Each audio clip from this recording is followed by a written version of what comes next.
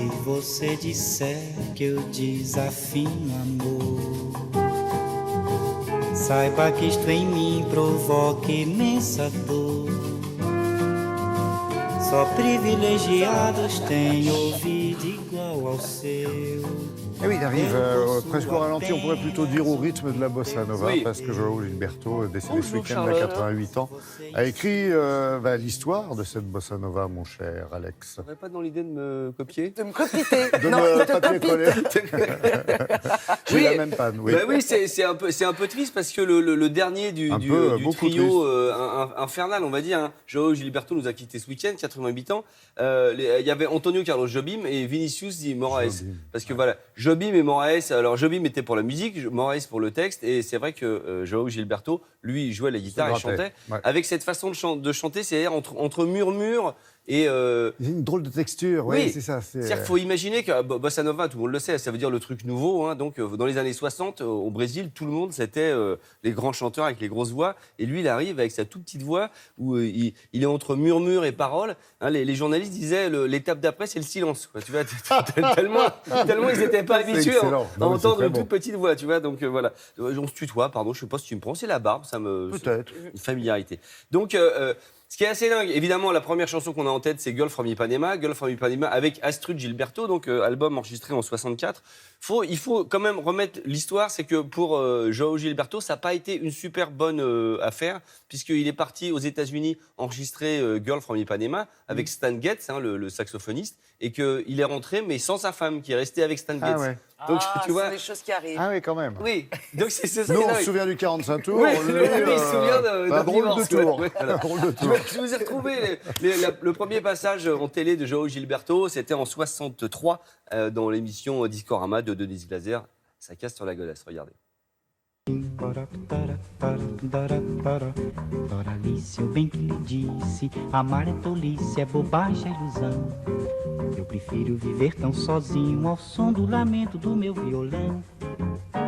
Doralice, eu bem que lhe disse, olha essa embrulhada em que vou me meter. Agora, amor, Doralice, meu bem, como é que nós vamos fazer? Doralice, eu bem que lhe disse, amar é tolice, é bobagem, é ilusão. Eu prefiro viver tão sozinho ao som do lamento do meu violão. On dirait finalement que les instruments s'adaptent à sa voix, en fait, qu'on a fait un arrangement musical pour mettre en valeur sa voix. Absolument, c'est sa façon, Ouais. sa façon de jouer. C'est-à-dire que c'est ça qui est génial. Le gars, vous voyez, je ne vais pas chanter fort, donc. Au moins, tout le monde écoute. Exactement, On tend l'oreille. attentivement. Et il a Et- participé au progrès en aidant à la création et à l'invention des amplificateurs. Oui, c'est vrai. Vous dites? Pardon, excusez-moi. J'ai pas entendu. Donc, je vous le disais, c'est vrai que c'est Tom Jobim, Antonio Carlos Jobim, qui a écrit beaucoup de musique, puisque lui n'écrivait pas. Il a écrit quelques titres, mais qui sont pas, voilà, qui n'ont Pas pas restés traversé, dans- pas c'est traversé ça. le Styx. Ce qui est intéressant, c'est d'imaginer que Jobim s'est inspiré beaucoup. Il y avait une grande culture européenne. Et par exemple, quand on écoute ce morceau qui est How Insensitive, si on écoute en audio, vous allez voir. Insensitive, vous vous souvenez? Insensate en brésilien. Ça nous en a sauvé des coups, ça. Hein. C'est vrai. Ça sent un peu le festival de la galoche, je vous le confirme. Ah, ça change de Jobim Jobam. Ça. Donc vous vous souvenez de la mélodie?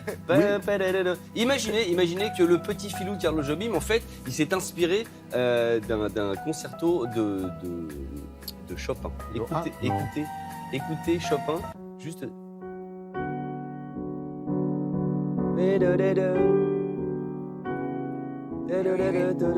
Tu vois, C'est mieux quand tu le fais pas, en fait. C'est super. c'est pas un concerto, c'est un prélude. Hein, je c'est dis super, n'importe oui, quoi. c'est super gay. C'est super. Gay. Bah, je peux péter C'est vrai. l'ambiance comme ça avec deux morceaux, hein, si vous me dites. Hein.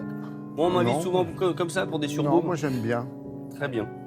Alors, je vais vous faire la démonstration inverse, c'est-à-dire là, c'est Chopin qui a servi d'inspiration à Jobim. Imaginez que Jobim a servi d'inspiration à des groupes de rock de malades. Si par exemple je vous dis, quel rapport entre Deep Purple, vous savez, Smoke on the Water, et Astrud Gilberto, donc la femme de João Gilberto. Quel rapport à votre avis? C'est rien, moi. Non, pas de rapport sexuel, arrêtez Charlotte. Oh.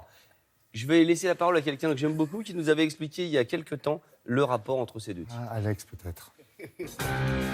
On est donc en 72, la fumée sur le lac de Genève à Montreux. Eh bien, ce que vous savez peut-être pas, c'est que l'inspiration de ce morceau vient peut-être du Brésil, avec une chanson écrite en 1965 et interprétée par Astrud Gilberto. Astrud Gilberto, c'est la femme qui chantait The Girl from Ipanema. Mais oui, vous connaissez sa voix. Astrud, et l'intro de ce morceau, écoutez bien, c'est assez bluffant. Si vous avez un doute, réécoutons Deep Purple. Réécoutons Astrud. Ouais, quand même. Donc la légende dit que John Lord, le claviériste du groupe et également co-auteur, était grand fan de jazz et donc il a peut-être écouté comme ça Astrud Gilberto. Enfin en tout cas, il n'y a pas de litige, tout le monde s'aime, bisous bisous, cœur avec les doigts, ça c'est très bien terminé. Mais c'est top. C'est bien. Ouais, Ah c'est ouais. bien. Moi, j'aime bien le gars qui en parle, en plus. Il Bah, le fait bien.